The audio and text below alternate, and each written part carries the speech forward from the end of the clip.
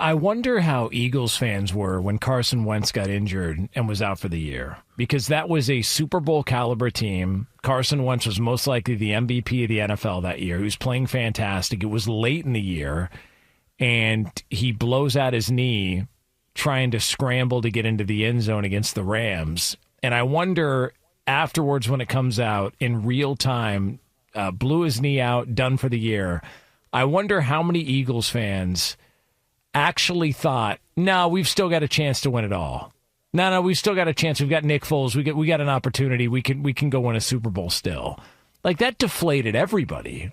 And in the NBA, it feels like you go through an injury like that, and maybe it's because of the percentage of your starting five. You lose a Halliburton, that's 20% of your starting five. That's a big impact. But in the NFL, we've seen Jeff Hostetler back in the day. When Phil Simms got injured, Jeff Hostetler and the Giants went on to win a Super Bowl. We've seen the Eagles, Carson Wentz goes down, Nick Foles steps up and wins a Super Bowl. It doesn't happen a lot, but it seems like in the NBA, when that happens, that's a wrap. To where in the NFL, you just have to get creative and find new ways to try and win games. It just can't be. It has to be the same way. It has to be the same approach. Whether you like it or not, whether it hasn't happened or not yet, it still has to be the same approach. It's always got to be the next man up. It's always, I wonder if they use the term in basketball, like, there it is. Halliburton went down. Riverside. Oh, there goes Tatum. Riverside. Move it down. Other court. It's not. I mean, listen, I'll give the Pacers credit. They played well in the second quarter. They had the lead at halftime, and they were somebody on the broadcast was like, yeah, as the Pacers were walking into the locker room at halftime, they're like, we can do this. We can do this. And then the second half started, and it was like, no, there's just a quick reminder that's not happening. Yeah, but again, that quick reminder should be prefaced by saying how horribly did they play in the third quarter. That wasn't and listen, a lot of it has to do with the way OKC plays defense. I get it.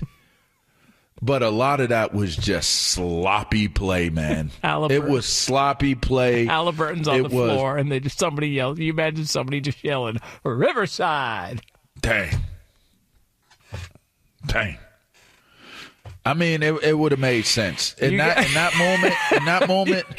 Just because you're in the final game of the championship round, you better be in Riverside mode like a mother lover. Could you please, just for the new listeners, explain the Riverside? Riverside is a term that football coaches use when a guy crumbles in a heap of pain. So if they go down to any type of injury during practice, right? You'll probably have a unit and a practice squad that are together.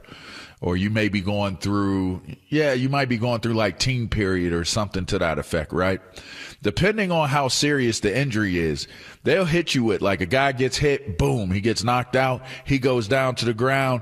If at any point the training staff comes out onto the field and the guy doesn't come off the field, you'll hear the coaches say, Riverside.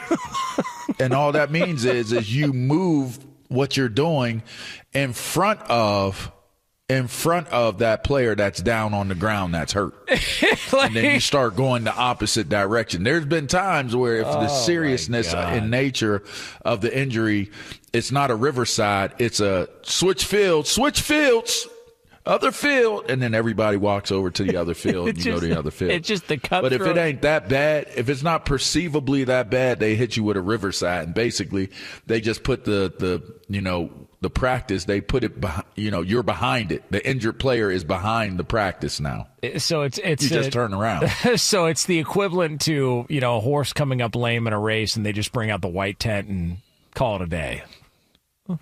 It would be like the equivalent of a horse going down and needing the white tent and them saying, all right, change lanes, hey, run in the other direction. Just run.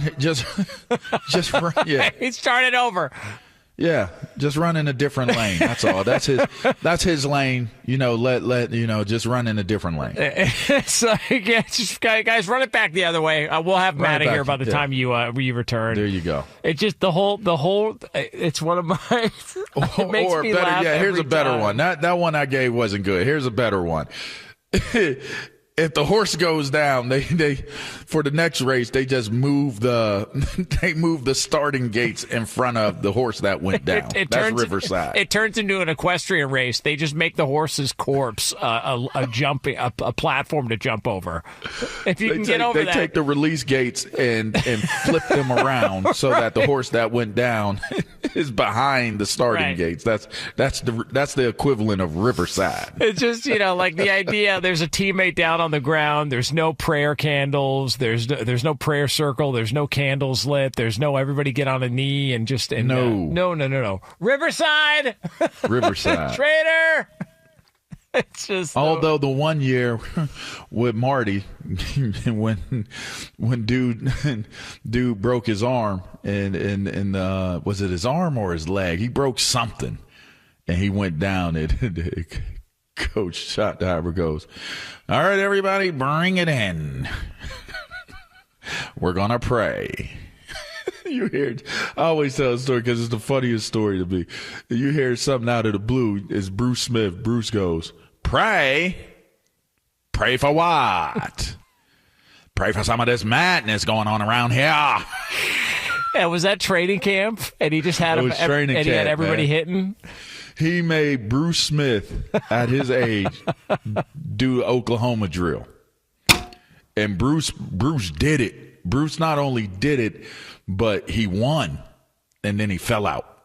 He made the play, got off the block, made the tackle, and then just dropped and grabbed his shoulder and didn't play. Not one more down, not one more practice, not one more rep the rest of that training camp. But he won. Legitimately injured, though. Legitimately injured? I didn't ask. I didn't look. I didn't ask. Riverside.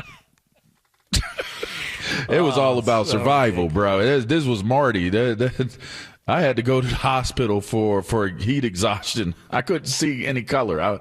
I lost basically the ability to see color. I was so dehydrated during that training camp.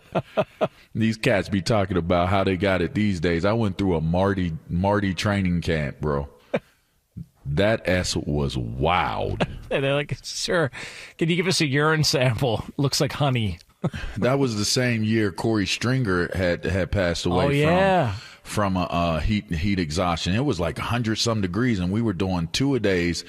And I just remember I was out that bad boy gigging. Like, that might have been my best season as a pro. And anyway, I was out there, man, and I was just going in every play, challenge yourself, every play. Let's go, let's get it, every play. Let's get it. And the next practice, like, I was looking around, and I'm like, why can't I see color? I can't. Then I started panicking, like, am I dying? And like, is something wrong? Like, something's wrong. I was like, Dean, come get me. They rushed me to the hospital. They're like, he can't see any color. And they took my levels.